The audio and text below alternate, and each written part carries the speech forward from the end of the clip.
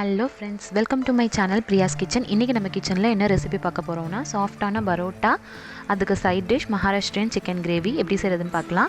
அதுக்கு முன்னாடி நம்ம சேனலில் சப்ஸ்கிரைப் பண்ணாதவங்க சப்ஸ்கிரைப் பண்ணிக்கோங்க, பக்கத்தில் இருக்க பெல் பட்டனை டேப் பண்ணிக்கோங்க. இப்போ வாங்க வீடியோக்குள்ளே போகலாம். ஒரு பெரிய பேஷனில் நான் 1.5 கப் கிட்ட மைதா மாவு எடுத்திருக்கேன்.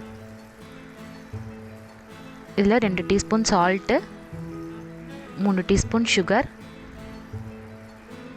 இது ரெண்டுத்தையும் சேர்த்து நல்லா ஸ்பூனால் மிக்ஸ் பண்ணி எடுத்துக்கலாம். இப்போ இதில் கொஞ்சமாக ஆயில், 3 முட்டை உடச்சி வச்சுருக்கோம், அதையும் சேர்த்து நல்லா பிசைஞ்சு எடுத்துக்கலாம். இப்போ தேவையான அளவு தண்ணி சேர்த்து நல்லா சாஃப்டாக இந்த மைதா மாவை பிசைஞ்சு எடுத்துக்க போகிறோம். பாருங்கள், இந்த அளவு சாஃப்டாக பிசைஞ்சு எடுத்துக்கலாம். கொஞ்சம் ஆயில் சேர்த்துட்டு இன்னும் நல்லா சாஃப்டாக வர மாதிரி பிசைஞ்சு எடுத்துக்கலாம். இன்னும் கொஞ்சம் ஆயில் சேர்த்து நல்லா ஃபுல்லாக தடவி விட்டு ஒரு மூடி போட்டு 1 hour கிட்ட நல்லா ஊற விட்டுறலாம். இப்போது மகாராஷ்டிரியன் சிக்கன் கிரேவிக்கு ஒரு பேஸ்ட் ரெடி பண்ணிக்கலாம். ஒரு மிக்சர் ஜாரில் பூண்டு, இஞ்சி, கொத்தமல்லி தழை எல்லாத்தையும் சேர்த்து அரைச்சி எடுத்துக்கலாம். இப்போது இன்னொரு வாணலில் 2 டீஸ்பூன் மல்லி சேர்த்துருக்கேன், நல்லா வறுத்து எடுத்துக்கலாம். பட்டை, கிராம்பு, ஏலக்காய் இதெல்லாமே சேர்த்து நல்லா வறுத்து எடுத்துக்கலாம். மிளகு 1 டீஸ்பூன் வறுத்து எடுத்துக்கலாம். தேங்காய், அரை மூடி தேங்காய் எடுத்துருக்கேன், அதையும் நல்லா வறுத்து எடுத்து வச்சுக்கலாம். இப்போ கொஞ்சம் ஆயில் சேர்த்துட்டு 1 கப் ஆனியன் கட் பண்ணி வச்சுருக்கேன், அதையும் நல்லா வதக்கி எடுத்துக்கலாம். 4லேருந்து 5 காஞ்ச மிளகாய் எடுத்து வச்சுருக்கேன், அதையும் நல்லா வறுத்து எடுத்துக்கலாம். இப்போ இது எல்லாத்தையுமே நல்லா ஆற வச்சுட்டு ஒரு மிக்சர் ஜாரில் சேர்த்து எல்லாத்தையும் பேஸ்ட்டாக அரைச்சி எடுத்துகிட்டு வந்துடலாம். இப்போ வாங்க எப்படி செய்கிறது கிரேவின்னு பார்த்துடலாம். வாணலில் ஆயில் சேர்த்துட்டு நல்லா காஞ்சதுக்கப்புறம் பட்டை, கிராம்பு எல்லாம் சேர்த்துக்கலாம். இதெல்லாம் நல்லா பொரிஞ்சதுக்கப்புறம் 1 கப் வெங்காயம் எடுத்து வச்சுருக்கோம், அதையும் சேர்த்து நல்லா வதக்கி விட்டுடலாம். ஒரு கையளவு கருவேப்பிலை வாஷ் பண்ணி வச்சுருக்கோம், அதையும் சேர்த்து நல்லா வதக்கிக்கலாம். 1 கப் தக்காளி, அதையும் சேர்த்து நல்லா வதக்கி விட்டுக்கோங்க.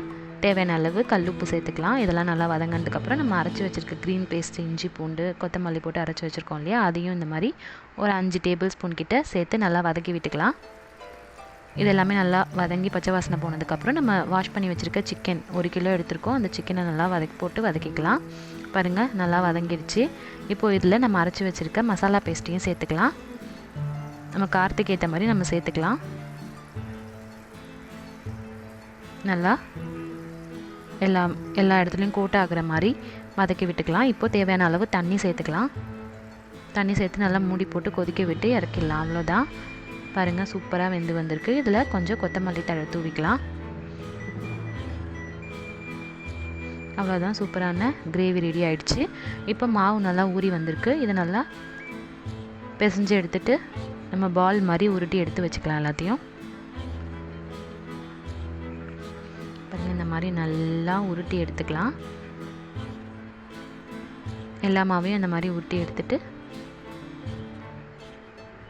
இப்போ நம்ம எண்ணெய் கொஞ்சம் சேர்த்துட்டு கவுண்டர் டாப்பில் எண்ணெய் கொஞ்சம் சேர்த்துட்டு நல்லா இந்த மாதிரி திரட்டி எடுத்துக்கலாம். இந்த மாதிரி ரவுண்ட் பண்ணி அதில் கொஞ்சமாக ஆயில் சேர்த்துட்டு நம்ம ஓரமாக எடுத்து கொஞ்சம் நேரம் ஒரு 1/2 hour கிட்ட ஊற வச்சுக்கலாம். அப்புறமா 1/2 hourக்கு அப்புறம் இந்த மாதிரி உருட்டி எல்லாத்தையும் திரட்டி இந்த மாதிரி கையை வச்சு இந்த மாதிரி திரட்டிட்டு கட்டையும் வச்சு திரட்டி எடுத்துக்கலாம். அவ்வளோதான், தோசைக்கல்லில் போட்டு ஆயில் சேர்த்து திருப்பி போட்டுக்கலாம். அவ்வளோதான்.